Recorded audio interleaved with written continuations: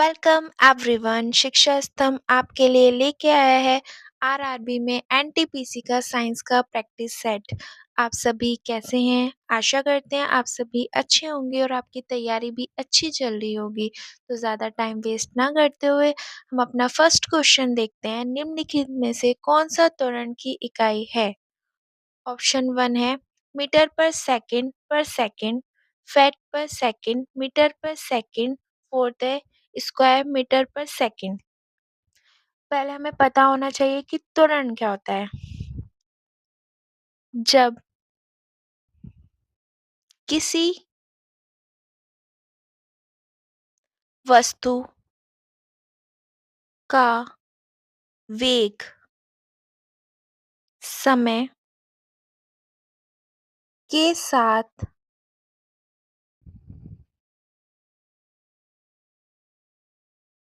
बदलता है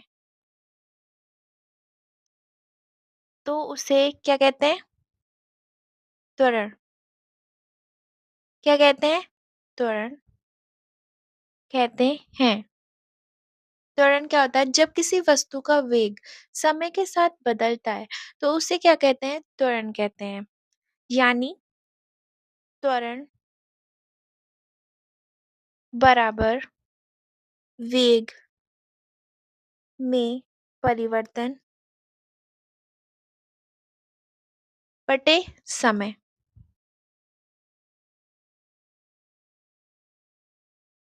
अब अगर हमसे कोई पूछे वेग की इकाई क्या होती है, तो वेग की इकाई जो होती है वो होती है मीटर पर सेकंड। तो त्वरण की क्या होगी? त्वरण की होगी मीटर पर सेकंड और इसे लिख भी सकते हैं ऐसे मीटर पर सेकंड स्क्वायर। तो इसका आंसर जो होगा हमारा फर्स्ट मीटर पर सेकंड। नेक्स्ट क्वेश्चन हम देखते हैं। नेक्स्ट क्वेश्चन है हमारा, अप्रैल 2021 में भारतीय सेना द्वारा वैनेडियम आधारित बैटरी तकनीकों का उपयोग करके स्थापित पदम रहित सोलर ऊर्जा दहन संयंत्र की स्थापना कितनी है? पहला ऑप्शन है हमारा 32 किलो वाट एम्पियर। दूसरा हमारा 74 किलो वाट एम्पियर। थर्ड है हमारा 50 किलो वाट एम्पियर। फोर्थ है हमारा 56 किलो वाट एम्पियर।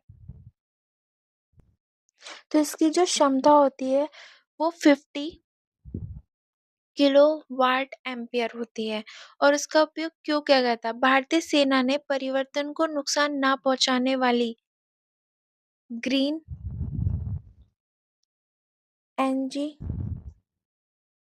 को बढ़ावा देने के लिए सोलर ऊर्जा से बिजली बनाने वाले और उन्हें स्टोर करने का एक संयंत्र लगाया गया,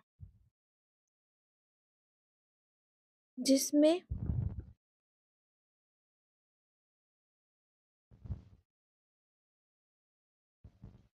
जिसमें वैनडियम आधारित बैटरी बैटरी लगाई थी, जो बिजली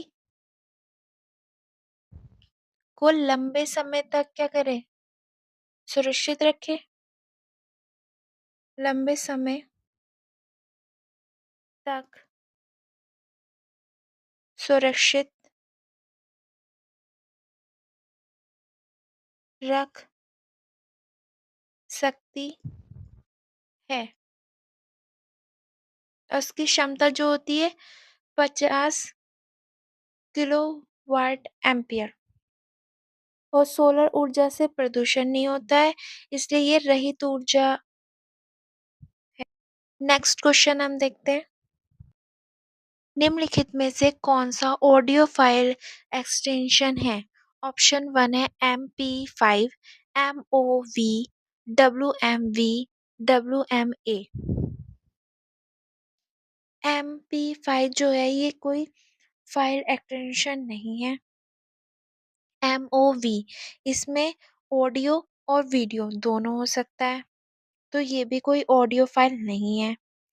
तीसरा जो है WMV इसे बोलते हैं विंडो,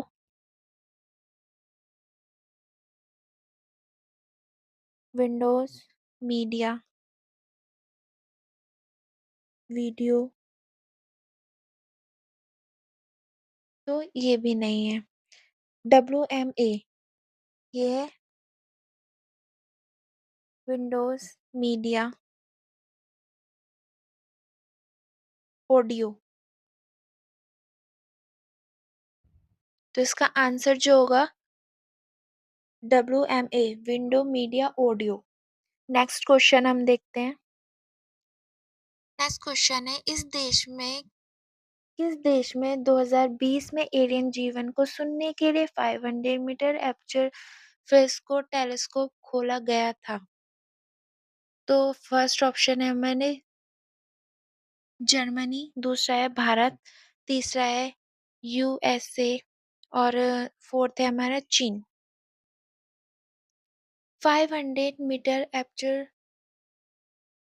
टेलीस्कोप की जो खोज हमने की थी वो जो है अंतरिक्ष में आने वाले रेडियो सिग्नल को सुनने के लिए, जिसमें एलियन जीवन की खोज हुई है।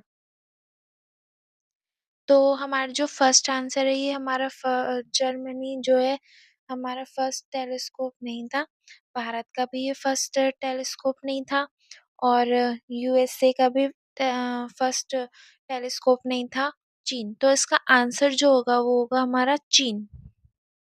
नेक्स्ट क्वेश्चन हम देखते हैं। और चीन का जो टेलीस्कोप चीन में चीन के गुइज़ू में स्थित है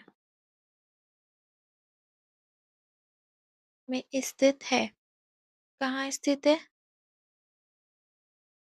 गुइज़ू। नेक्स्ट क्वेश्चन हम देखते हैं। हैदराबाद में स्थित यह संस्थान रोबोट सेंसिंग, उपग्रह डाटा अधिग्रहण और प्रशिक्षण, डाटा प्रसार, हवाई रोबोट सेंसिंग और उपग्रह प्रबंधन के लिए निर्धारित समर्थन के लिए जिम्मेदार है। फर्स्ट ऑप्शन है हमारा राष्ट्रीय सुदूर राष्ट्रीय सुदूर संवेदन केंद्र, राष्ट्रीय सूचना विज्ञान केंद्र, भारतीय अंतरिक्ष अनुसंधान संगठन, भारतीय विज्ञान शिक्षा व अनुसंधान संस्थान। तो इसका आंसर जो होगा राष्ट्रीय सुदूर संवेदना केंद्र। यह एक यह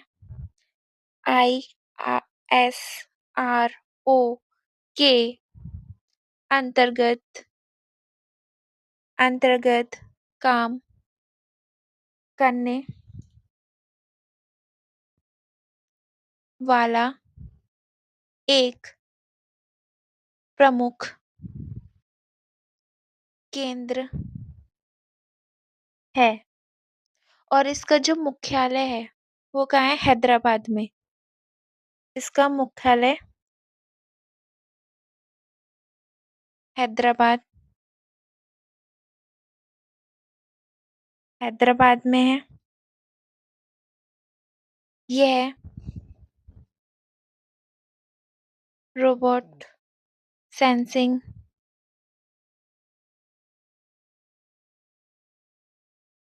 सेंसिंग सैटेलाइट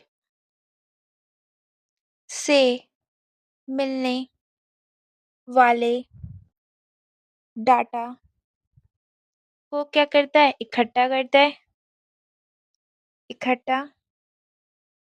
करता है और क्या करता है? प्रोसेसिंग करता है और देश विदेश में उपयोग के लिए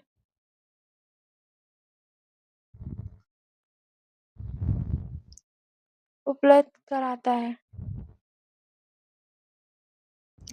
है और जो भूकंप, बाढ़, चक्रवात जैसे उत्पादों में सरकार को संदेश भेजने में मदद करता है। जो राष्ट्रीय सूचना विज्ञान केंद्र है। इस ये सरकार को ये आईटी और डिजिटल सेवा से क्या करता है, जोड़ के रखता है। और दूसरा जो है हमारा भारतीय अंतरिक्ष अनुसंधान गठन आईएसआरओ, ये पूरा का पूरा क्या है, ये अपने में एक गठन है। ये आईएसआरओ इसके अंतर्गत क्या आता है, एनआरएससी, इसके अंतर्गत एनआरएससी आता है। जो और इसमें क्या होता है, रॉकेट और चंद्रयान और मंगलयान ये जैसी मशीनें चलती है। इसमें सैटेलाइट क्या करते हैं, लॉन्च करते हैं। सैटेलाइट लॉन्च कराता है। ये क्या करता है, सैटेलाइट को लॉन्च कराता है। और फोर्थ जो है भारतीय विज्ञान शिक्षा और अनुसंधान, इसमें क्या करते हैं, इसमें शिक्षा, ये एक शिक्षा और रिसर्च का पार्ट है। इसमें जैसे बीएससी करते हैं, एमएससी, तो एमएससी जैसी पढ़ाई है जिसमें विज्ञान विषय का क्या करते हैं, रिसर्च करते हैं। नेक्स्ट क्वेश्चन हम देखते हैं। नेक्स्ट क्वेश्चन है, इसरो ने 1992 में चंद्रयान 1 में अंतरिक्ष यान प्रक्षेप किया था। वह चंद्रमान ठोस पदार्थ की उपस्थिति की पुष्टि करने के लिए अद्वितीय रूप से सुरक्षित था। ऑप्शन 1 है 2007 में, 2008 में, या 2009 में, या 2006 में। इसरो ने चंद्रयान 1 नाम का पहला चंद्र मशीन जो की थी, वो की थी 22 अक्टूबर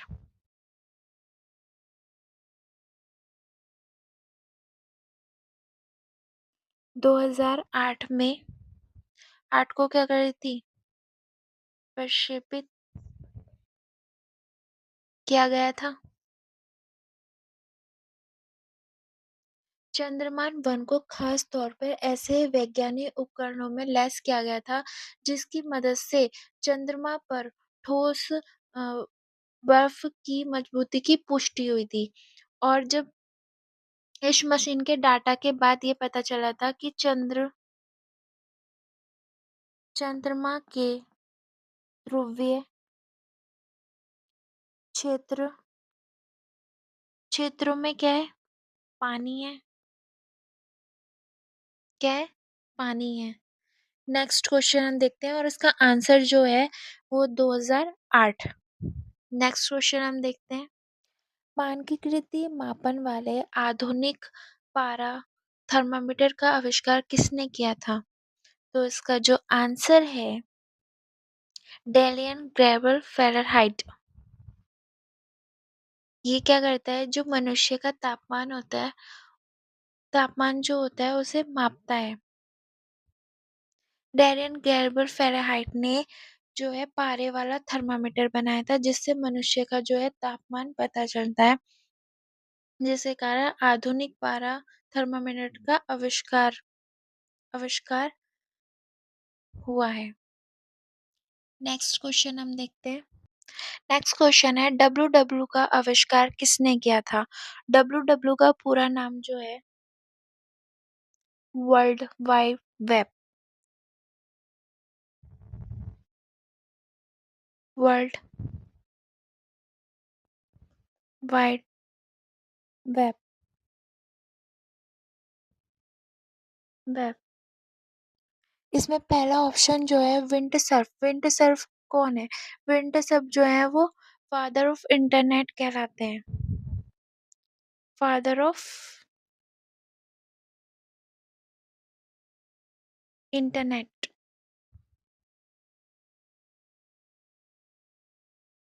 कहा जाता है।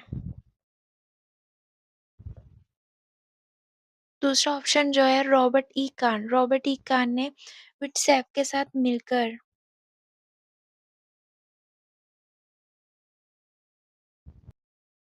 व्हाट्सएप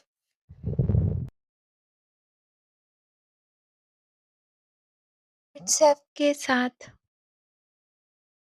मिलकर टीसीपी आईएफ बनाया आईपी बनाया, जो इंटरनेट की नींव रखने में बड़ा योगदान मिला उन्हें। और नेक्स्ट है चार्ल्स बेबेज क्या है ये? Father of computer, father of computer. इन्होंने क्या कहा था? कंप्यूटर। और इन्होंने एनालिटिकल इंजन का क्या दिया था? सिद्धांत दिया था, सिद्धांत दिया था। और टीम बेर्नर्स-ली ने क्या कहा था? डब्ल्यू का आविष्कार क्या था? तो सही आंसर जो होगा हमारा फोर्थ। नेक्स्ट क्वेश्चन हम देखते हैं। भारत का पहला सुपर कंप्यूटर कौन सा है? परम युवा या परम परम 8000, परम बायोक्रोम या परम पद्म? तो पहला इसका आंसर जो होगा परम 8000। ये भारत का पहला सुपर कंप्यूटर है जो सेंटर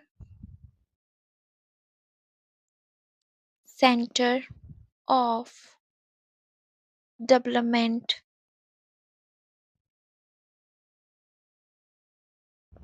ऑफ एडवांस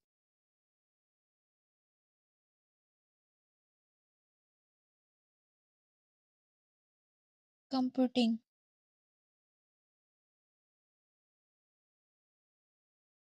और इसे शॉर्ट में ऐसे भी लिख सकते हैं CDA।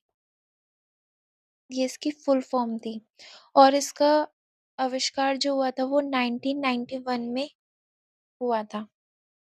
और इसके बाद जो हुआ परम युवा का आविष्कार हुआ, फिर बाद में, और इसके बाद में परम पद्म। और ये जो है परम बायोक्रोम जो है वो जीवा सूचना से जुड़ी सुपर कंप्यूटर सेटिंग है।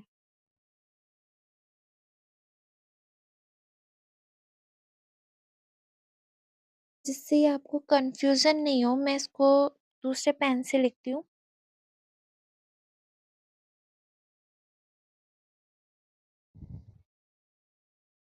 यह एक जीवा सूचना से जुड़ा सुपर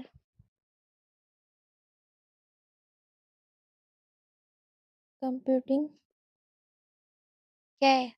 सिस्टम।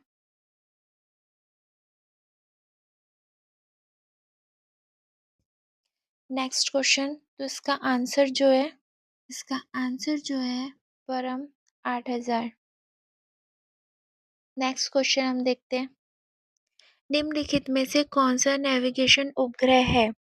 ऑप्शन है GSLV, सेकंड है PSLV, थर्ड है IRNSS, फोर्थ है SLV-3। GSLV इसका पूरा नाम होता है जियो singular satellite launch vehicle.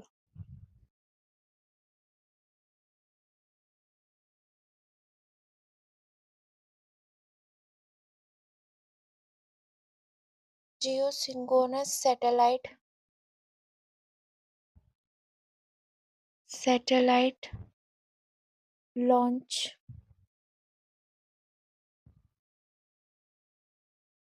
Launch vehicle.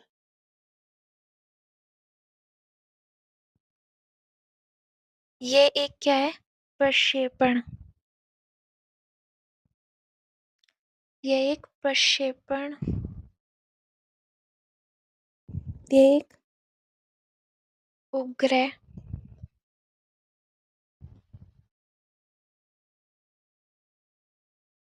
प्रक्षेपण यान है जिसका काम उपग्रह को अंतरिक्ष में ले जाना है।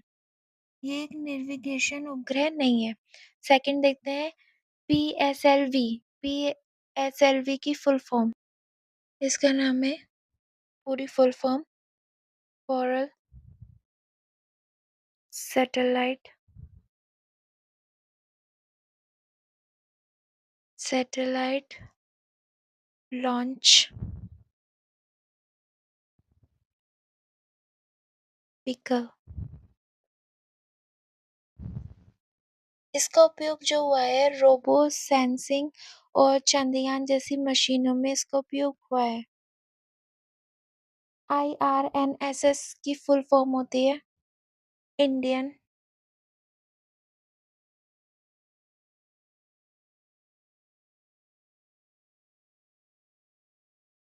Regional regional Indian regional navigation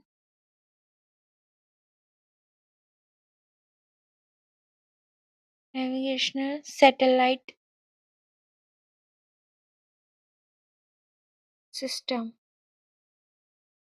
ये इसकी फुल फॉर्म है IRNSS की। ये भारतीय के मार्गदर्शन उपग्रह प्रणाली है। इसकी सेवा जो होती है ये दिशा, समय और नेविगेशन सेवाओं के लिए होता है। ये भारत और आसपास के क्षेत्रों को कवर करता है। क्या करता है? भारत और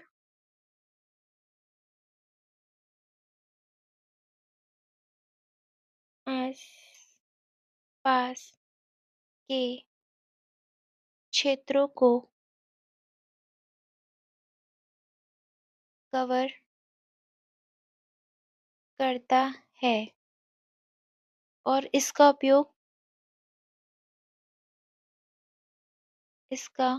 उपयोग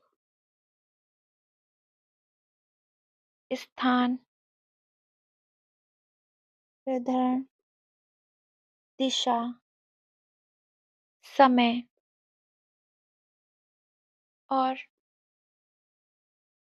नेविगेशन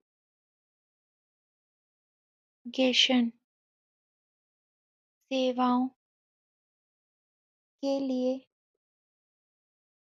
होता है।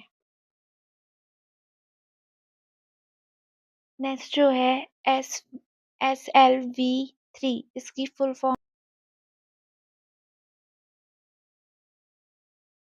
फुल फॉर्म है सैटेलाइट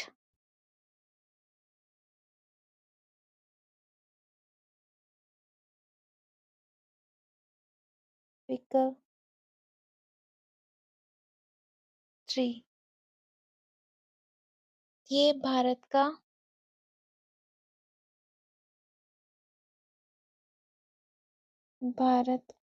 पहला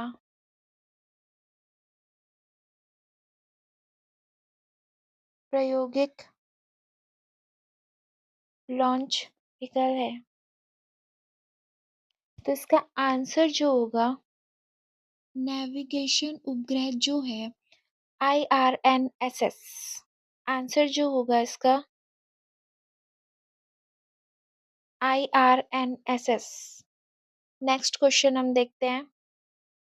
क्वेश्चन है 1923 में 3 स्थित यातायात सिग्नल का पैटर्न किसने कराया था? ट्रैफिक सिग्नल में 3 लाइटें होती हैं। कौन सी? रेड लाइट, दूसरी green light, green light, green light और थर्ड कौन सी होती? Yellow light.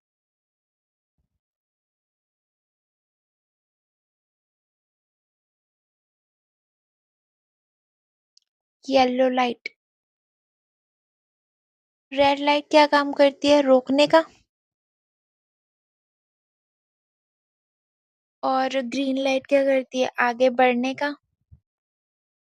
आगे बढ़ने का। और येलो लाइट क्या करती है?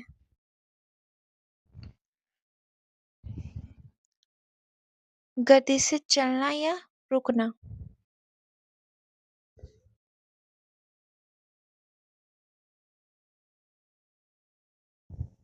धीमी गति से चलना या रुकना? धीमी गति से चलना या रुकना? तो इसका आंसर जो होगा गैरेटी मोगन ने जो थे वो अमेरिका के आविष्कार थे, जिन्होंने जो इसका आविष्कार जो किया था वो 1923 में किया था। ट्रैफिक सिग्नल का पैटर्न। और जेपी नाइट जो थे उन्होंने बस दो ट्रैफिक सिग्नल का पैटर्न का निर्माण किया था, और ये एक पहले इंजीनियर थे और जिन्होंने किया था 1868 में। और जॉर्ज ईट्समैन जो है ना, उन्हें फोटोग्राफी का महत्वपूर्ण योगदान है, इनका सिंगल ट्रैफिक में कोई संबंध नहीं है। फोर्थ जो ऑप्शन है हमारा, इनका जो है फोटोग्राफी महत्वपूर्ण योगदान है। और फोर्थ ऑप्शन देखते हैं। और रॉबर्ट एक्टल जो है इन्होंने जो आविष्कार किया था वो टीवी के वायरलेस रिमोट कंट्रोल का विकास किया था। इसका विकास किया था इन्होंने टीवी के लिए वायर वायरलेस रिमोट कंट्रोल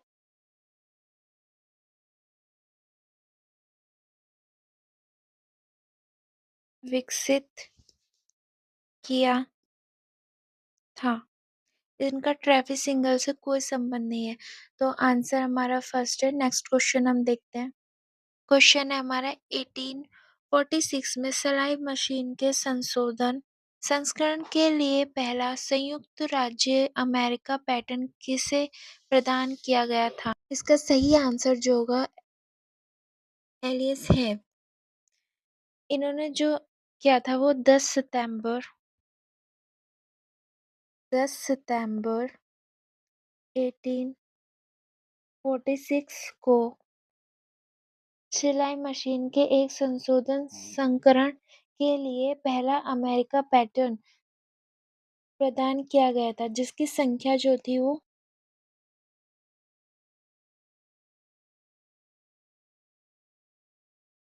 4750। इस मशीन में लॉक स्टिच तकनीकों का उपयोग किया गया था।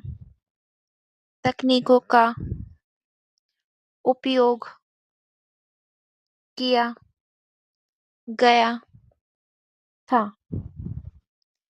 नेक्स्ट क्वेश्चन हम देखते हैं। भविष्य के वित्तीय लेन-देन किस पर आधारित होंगे? ऑप्शन 1 ग्राफिक जो है ये दृश्य डिजाइन और चित्र बनाने की तकनीक है। ये वित्तीय लेन-देन में सीधा संबंध नहीं है।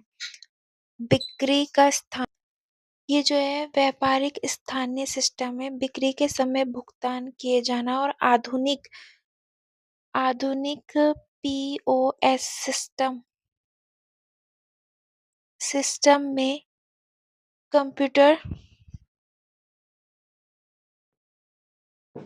कंप्यूटर और सॉफ्टवेयर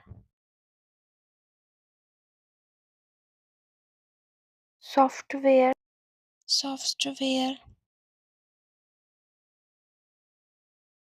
शामिल होते हैं, जो लेनदेन को सुरक्षित और तेज बनाता है। तो भविष्य में डिजिटल अर्थव्यवस्था में पीओएस का महत्वपूर्ण बढ़ाएगा। और रोबोटेक्स क्या है? एक रोबोटेक्स जो है वो ऑटोमेटिक मशीन है, जिसका उपयोग सेवा में किया जाता है। तो ये सीधा वित्तीय लेन-देन से जुड़ा हुआ नहीं है। वायरलेस क्या है? वायरलेस एक तार है जो संचार तकनीक है रहित जैसे वाई-फाई, ब्लूटूथ जैसे वाई-फाई, ब्लू वाई-फाई तथा ब्लूटूथ ब्लूटूथ और ये लेन-देन में सहायक हो सकता है, इसलिए इसका महत्वपूर्ण डाटा ट्रांसफ़र है। तो इसका सही आंसर जो होगा वायरलेस। नेक्स्ट क्वेश्चन हम देखते हैं। वीएलएसआई का मतलब क्या है? इसका मतलब होता है वेरी लार्ज स्केल इंट्रोगेशन, बहुत बड़ी मात्रा का एकीकरण। तो इसका आंसर ये होगा। इसमें माइक्रो प्रोसेसर और जटिल इलेक्ट्रॉनिक उपकरणों का बनकर संभव होता है। नेक्स्ट क्वेश्चन हम देखते हैं। नेक्स्ट क्वेश्चन है कंप्यूटर में किस फाइल का प्रकार किस द्वारा पहचाना जा सकता है? तो फ़ोल्डर का नाम और ऑप्शन सेकंड है फाइल का आकार, तीसरा है फाइल पथ या फोर्थ है एक्सटेंशन फाइल एक्सटेंशन। तो इसका सही आंसर जो होगा फाइल एक्सटेंशन। फाइल एक्सटेंशन द्वारा पहचाना जा सकता है। फाइल एक्सटेंशन जो है आमतौर पर अ, आमतौर पर अंक में एक बिंदु और बाद में 3 अक्षर या 4 अक्षर होते हैं, जैसे बिंदु टी, एक्स, टी या बिंदु जेड, पी या बिंदु एम, पी, 3 ऑपरेटिंग सिस्टम को ही बताते हैं कि फाइल में इस प्रकार का डाटा जब हम फाइल खोलते हैं तो इस टाइप में उनका नाम रखा जाता है पॉइंट टी या पॉइंट जेपीजी और खोलने के लिए इस प्रोग्राम का उपयोग किया जाता है। नेक्स्ट क्वेश्चन हम देखते हैं। नेक्स्ट क्वेश्चन है बिजली के बल्ब में फ्लोमेट होता है। ऑप्शन है तांबा, ऑप्शन सेकंड है प्लेटिनियम, थर्ड ऑप्शन है टंगस्टन और फोर्थ ऑप्शन है इनमें से कोई नहीं। तांबा जो होता है ये बिजली का अच्छा चालक होता है। अच्छा चालक होता है। अच्छा चालक है और इसका गलनांक जो होता है वो कम होता है, इसलिए फ्लोमेट के लिए उपयोगी नहीं है। प्लेटिनम जो होता है ये भी मैं लिख देती हूँ, इसका गलनांक क्या होता है? इसका गलनांक कम होता है कम होता है और प्लेटिनियम क्या होता है? महंगा और दुर्बल धातु है। महंगा महंगा तथा दुर्बल दुर्बल धातु है। इसका उपयोग जो है फ्लोमेट में नहीं होता है। टंगस्टन जो है वो फ्लोमेट धातु है। ये क्या है? फ्लोमेट धातु का बना होता है। का बना होता है। इसका उपयोग इसलिए किया जाता है क्योंकि इसका गलनांक सभी शुद्ध धातुओं से अधिक होता है। इसका गलनांक क्या होता है? गलनांक क्या होता है? अधिक होता है। अधिक होता है। लगभग इसका गलनांक होता है 3422 सेल्सियस या 3400 सेल्सियस। जब विद्युत धारा फ्लोमेट से होकर प्रभावित होती है तो यह अधिकतम गर्म होकर चमकने लगता है जिससे प्रकाश उत्पन्न होता है और उच्च ताप के बावजूद टंगस्टेन अपनी उच्च गलनांक तथा कम वाष्प दाब के कारण पिघलता नहीं है और लंबे समय तक क्या होता है, ये चलता है। तो इसका आंसर जो होगा टंगस्टन। नेक्स्ट क्वेश्चन हम देखते हैं। नेक्स्ट क्वेश्चन है, किस भौतिक राशि की इकाई पास्कल नहीं है? क्वेश्चन ऑप्शन 1 है जड़त्वीय आघूर्ण, दबाव, तनाव और फोर्थ क्वेश्चन ऑप्शन है यंग मापक। तो इसका आंसर जो होगा हमारा जड़त्व आघूर्ण, क्योंकि इसकी इकाई जो होती है किलोमीटर स्क्वायर होता है, ये पास्कल का से भिन्न है। जड़त्व आघूर्ण की पास्कल इकाई नहीं है। दबाव, दबाव क्या होता है, ये एसआई पास्कल होता है इसका, और ये न्यूटन न्यूटन प्रति वर्ग मीटर के बराबर होता है।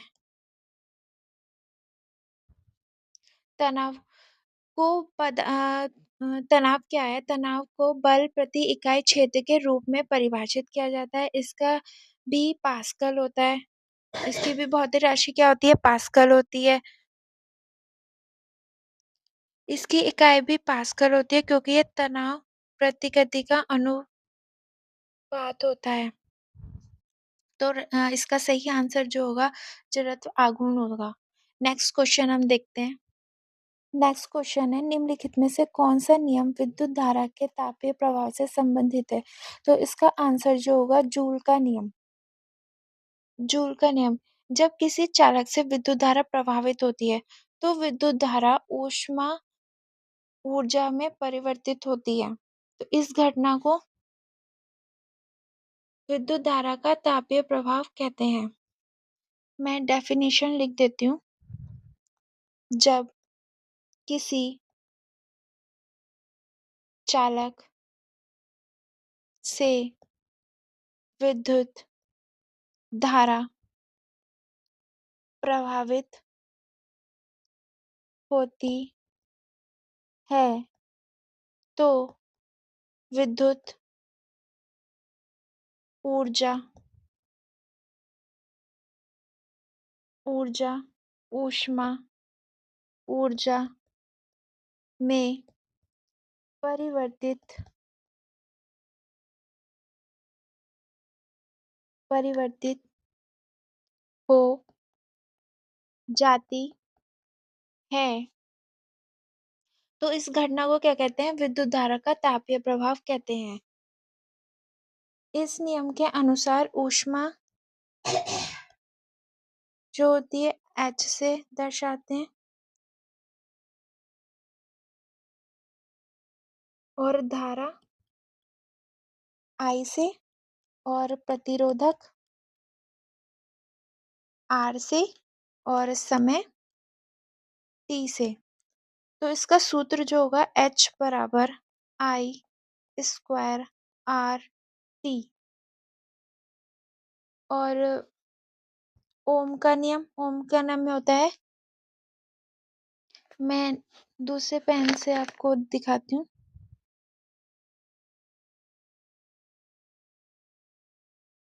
ये होता है V बराबर I R। V क्या होता है पता है आपको? V क्या होता है?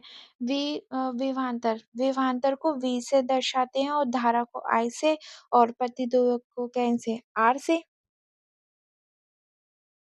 और फ्लोराडी का नियम जो है वो विद्युत चुम्बकीय प्रेरणा से संबंधित होता है। और न्यूटन का नियम में क्या दर्शाते हैं? बल और गति के बीच में क्या बताते हैं? संबंध बताते हैं। तो इसका आंसर जो होगा जूल का नियम। नेक्स्ट क्वेश्चन हम देखते हैं। नेक्स्ट क्वेश्चन है, 13 किलोमीटर द्रव्यमान की एक वस्तु ms1 के एक समान वेग से गतिमान है, तो वस्तु की गतिज ऊर्जा क्या होगी? तो गतिज ऊर्जा का जो फॉर्मूला होता है 1/2 mv²। तो 1/2 द्रव्यमान हमें दे रखा है 13 किलोग्राम और वेग हमें दे रखा है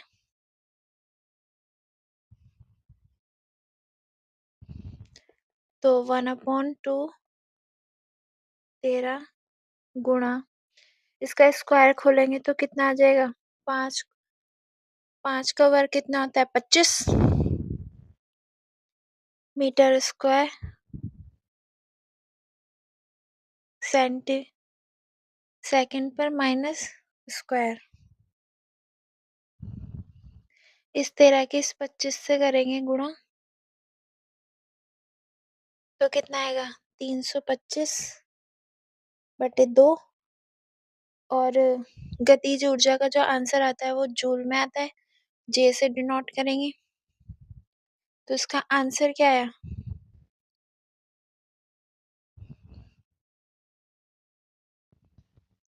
162.5 जूल। तो इसका आंसर क्या होगा? नेक्स्ट क्वेश्चन देखते हैं। नेक्स्ट क्वेश्चन है दाब को संदर्भ में मापा जा सकता है। तो इसका आंसर जो होगा, पहला इसमें ऑप्शन दे रखा है द्रव्यमान व घनत्व में, दूसरा है काम पूरा हो गया है, तीसरा है बल और क्षेत्र में, फोर्थ है बल और दूरी में। तो इसका आंसर जो होगा वो बल और क्षेत्रफल, क्योंकि बल और क्षेत्र में कि बल और क्षेत्र के संदर्भ में मापा जा सकता है, क्योंकि दाब दाब को गुणितीय रूप में प्रति इकाई क्षेत्रफल पर लगाया जाता है। इसके रूप में इसको दर्शाते जो है हम, इसका फॉर्मूला जो होता है P बराबर F अपॉन A, ये इसका है फॉर्मूला। P क्या है? दाब, F क्या है? बल और A क्या है? क्षेत्रफल।